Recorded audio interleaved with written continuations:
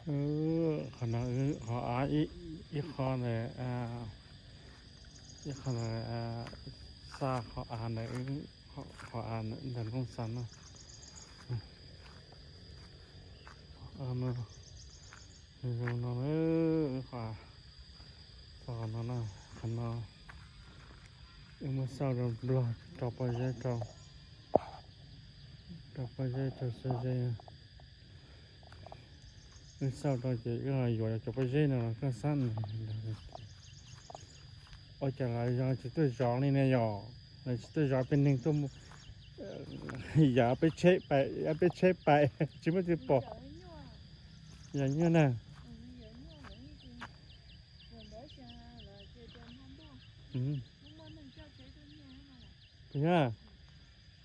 cái cô ghé thì này gió mà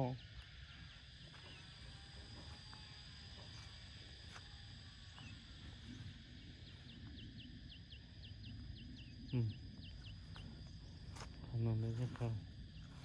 cái nó sang cái cái này mà sao đâm lo trong cái